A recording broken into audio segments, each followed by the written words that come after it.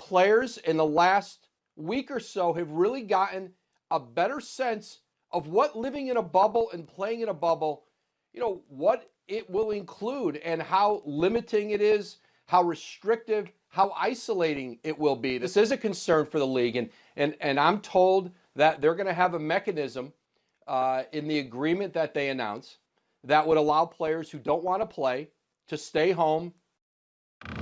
That was just a little bit of that conversation. Here is the one and only Jalen Rose. Jay, you heard of that part of that, and obviously Woj was reporting this all yesterday. Should we be concerned that a whole lot of players are not going to come back and play when they restart? Be concerned. And if you watch this show, you've heard me say multiple days, we need to stop treating athletes and NBA players like they're essential workers. These are really talented and skilled basketball players that made it to the ultimate level. 80% of the season has already been decided. They've already given 25% of their paychecks back to the NBA. So therefore, if you play for the Lakers or the Clippers or the Bucks, you want to find a way to resume the season because you have a legit chance to be a contender to win a championship.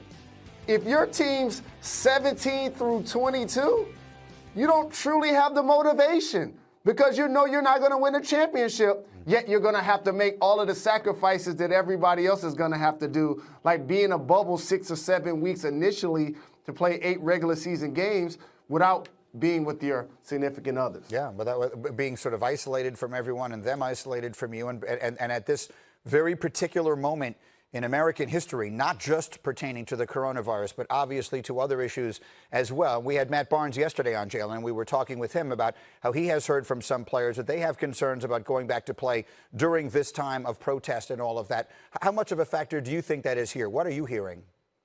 I think it's a major factor because one of the most famous and iconic moments in the history of sports never took place on the field or the court. I believe with social media, you can have the same activism without necessarily having a game, especially if it's going to be in the bubble. But again, I want everybody to know something. The essential workers, doctors and nurses, they are willing to sacrifice their health to make sure that we're better. Don't believe when you go to the supermarket or when you go to UPS, that person just happy to be at work risking their life. They're doing it because they need to pay their bills. That's the opposite of an NBA player. These are multimillionaires. Why risk your health when you already live in the suburbs and you have money in the bank and you can play to another day and play to another season? So there will be players, a ton of them, hesitant to go play.